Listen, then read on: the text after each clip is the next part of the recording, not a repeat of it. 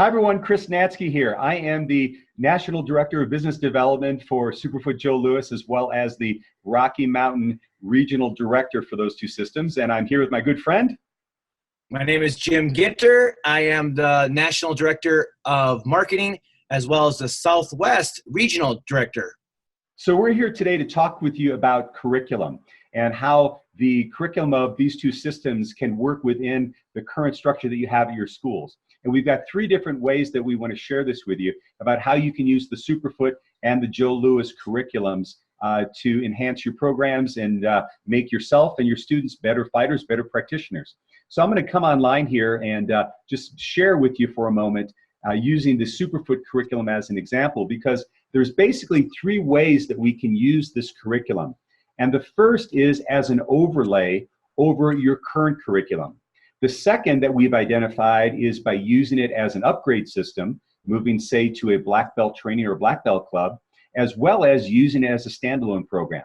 So as you take a look at this here, what you see is the Superfoot curriculum, and we have a beginner, we have an intermediate, and we have an advanced. And so the first way you can use this curriculum is by basically overlaying it right on top of your existing curriculum. So if you're a Taekwondo stylist, a Kempo stylist, a Shotokan stylist, and you have broken down your curriculum in beginner, intermediate, and advanced, this curriculum can just be an overlay directly on top of your existing curriculum.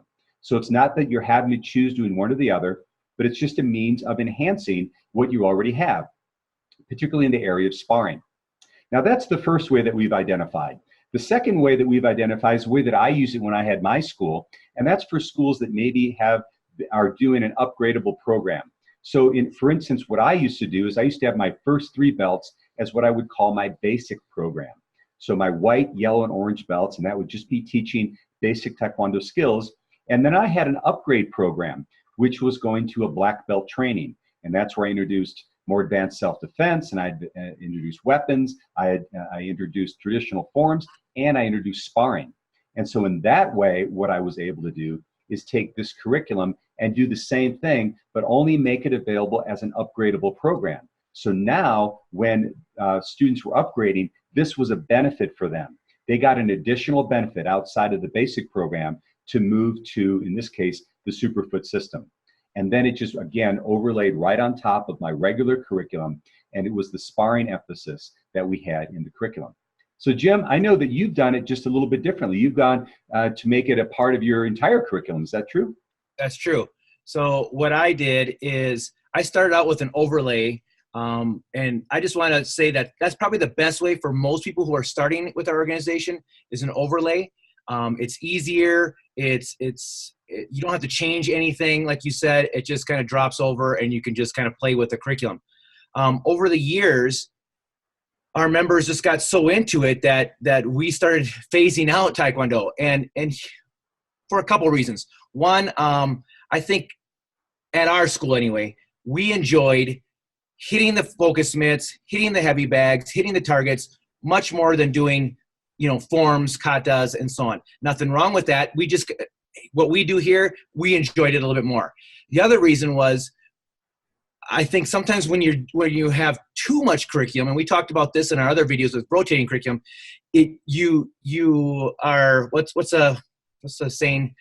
Jack of all trades, but a master of none. Really, we had so much. So we had part of our training was forms, part of our training was self-defense, part of our training was Taekwondo basics, and part of our training was Superfoot, and we only had like 10 minutes allowed in class to do that.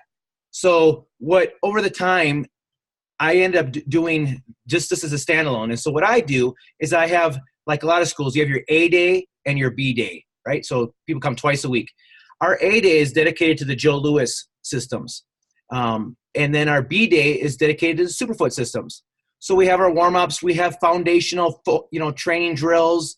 So for instance, for like Joe Lewis, maybe some head movements, slipping, bobbing, weaving. And then we'll go into his curriculum, which could be maybe the modules like Benny Briscoe or whatever, and we work on applications and so on. Ends up being the whole hour when you throw in conditioning.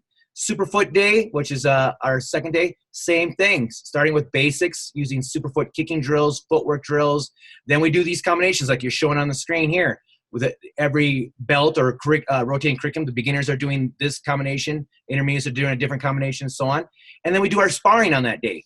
And it takes up the whole class. I do keep of the life skills from our Taekwondo and board breaking, but that's pretty much it. So when people say, are you a Taekwondo school?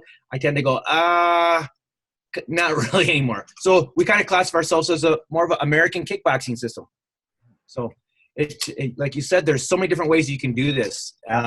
Absolutely. Well, I'm so glad that we both get a chance to share that too, because if you're sitting out there and you're listening to this and going, hey, how can I make this work in my own school? You've got some great flexibility to do that. Again, you can use it as just a complete overlay of your current system. And to your point, Jim, it might mean that you need to be a little selective in terms of everything you're teaching, because you don't overwhelm your students. And in fact, some of the things that I've done is when one of the basic rules that I found in developing a curriculum is we tend to overwhelm our white belts and underwhelm our black belts. Right. To show everything in the color belt curriculum. So maybe if there's some things that you still want to keep in your system, you can delay it to later belts or even black belt. So you don't necessarily get rid of it. You still teach it, but you're able to bring this stuff on. Right. So, and, go ahead, Jim. And another way you could do this for people who are out there wondering how you can do this, with the overlay, if you want to keep your traditional system or whatever your system is, and I think the vast majority of our members do that, but if you don't want to overwhelm them, if you want to do both systems, you could do it like we're doing with the rotating curriculum, like we explained. Maybe one session is Joe Louis overlay, and then next quarter, 3 months later, I'll do Superfoot. Or you could just be a Superfoot only system, which you do Superfoot stuff all the time, or Joe Louis. So we have flexibility within our organization for those who just want to do mainly Joe Louis or mainly Superfoot or sprinkle a little bit of both. I think that's kind of the way to go. The upgrade program, like you said, I think that's a great option for those who still want to keep their traditional core program and offer as an extra program or an upgrade. For those who maybe are thinking, how do I do it like what I'm doing it? Maybe you are looking for a change. I know a lot of school owners, after a while, they're dabbling into other systems, and not that I hate using the word abandoning, because I love Taekwondo still. I actually add some of the still spin kicks and stuff to the Joe Louis because it works really well. He does a lot of rear leg kicking in it. So the rear leg round kick, I can do that. It has flexibility. But, you can, for the lack of a better term, replace your old program if you want. Sure. I mean, there's so many different ways. And I think to your point, though, Jim, I mean, I'll speak for myself, but I think you'd agree, is that going in and probably changing it from day one to a new system is probably not what you want to do. No. Introduce it first and get people to enjoy it, get them familiar with it, which is exactly what you did. And then it just eventually evolved to that.